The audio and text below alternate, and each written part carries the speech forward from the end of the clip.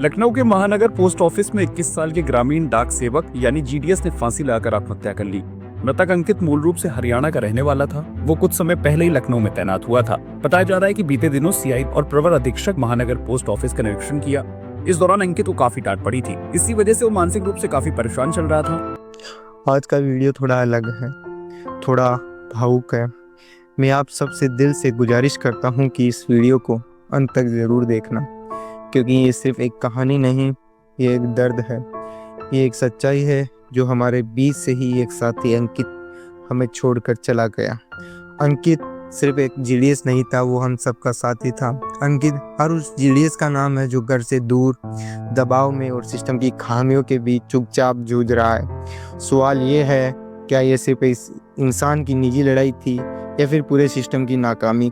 आज इस वीडियो के जरिए मैं चाहता हूँ कि अंकित की आवाज़ हर जीडीएस तक पहुँचे, ताकि कोई और साथी इस गलत कदम को दोहराने पर मजबूर ना हो।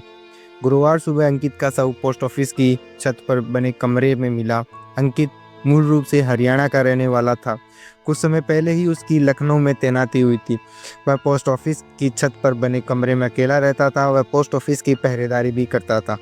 उसके कोई सुसाइड नोट नहीं मिला। पुलिस की जांच कर रही है। शुरुआती जानकारी हाल ही में वरिष्ठ अधिकारियों का निरीक्षण, डांट, फटकार और उसके बाद मानसिक तनाव बताया जा रहा है। यानी मौत का कारण सिर्फ एक गलती नहीं, बल्कि लगातार मानसिक दबाव हो सकता है। वह दबाव जो हम सब अपने अपने स्तर पर महसूस करते हैं।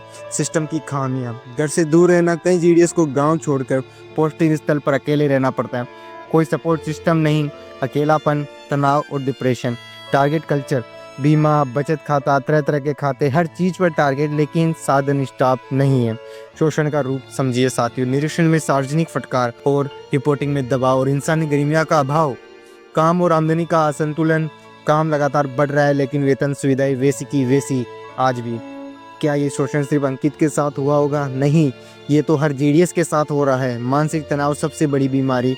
WHO और NCRB दोनों मानते हैं कि मानसिक तनाव और डिप्रेशन आज की सबसे बड़ी छिपी बीमारी है।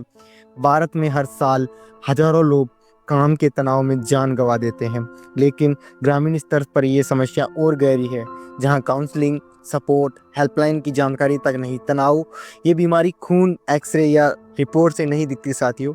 ये चुपचाप दिल और दिमाग को खा जाती है और फिर एक दिन सब खत्म कर देती है। हाल ही में ज्योतिरादित्य सिंधिया जी ने मानसिक तनाव के मुद्दे पर नोटिफिकेशन निर्देश जारी किए हैं। उद्देश्य पोस्टल कर्मचारियों पर अनुचित टारगेट, प्रेशर और शोषण रोकना। लेकिन ग्राउंड लेवल पर क्या ये लागू हो पाएगा?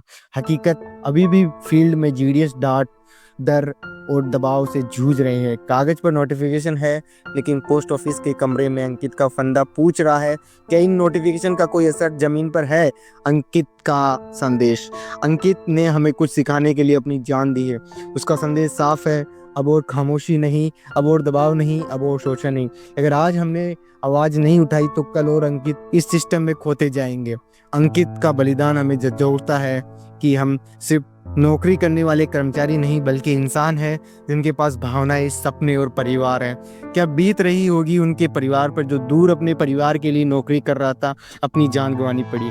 साथियों, समाधान की बात करें तो शोषण रोकने का कठोर नियम लाने चाहिए। निरीक्षण और बैठक में सार्वजनिक डांट पर रोक लगाई जाए। मानसिक स्वास्थ्य सपोर्ट हेल्पलाइन नंबर जैसे किरण 8180599019 काउंसलिंग सेशन दिए जाए। रियलिस्टिक टारगेट्स यानी काम के बोझ और संसाधन के अनुसार तय हो। सपोर्ट सिस्टम अकेले रहने वाले कर्मचारियों के लिए हॉस्टल या ग्रुप सपोर्ट होना चाहिए। नोटिफिकेशन सिर्फ फाइल पर ना रहे, बल्कि हर पोस्ट ऑफिस तक पहुँचे। अंकित, तुम हम सब के बीच नहीं हो, लेकिन तुम्हारा दर्द हमें जगा रहा है। तुम्हारी कुर्बानी बेकार नहीं जाएगी। हम सब मिलकर आवाज़ उठाएंगे। जीडीएस शोषण रोको, क्योंकि नौकरी से बड़ा है इंसान का जीवन और जीवन से बड़ा कोई टारगेट नहीं। लेकिन मुझे डर है साथियों, इन आवाज़ों को दबा ना दिया जाए। मानसिक तनाव एक बीमारी है, मदद लेने से शर्म नहीं। किरण हेल्पलाइन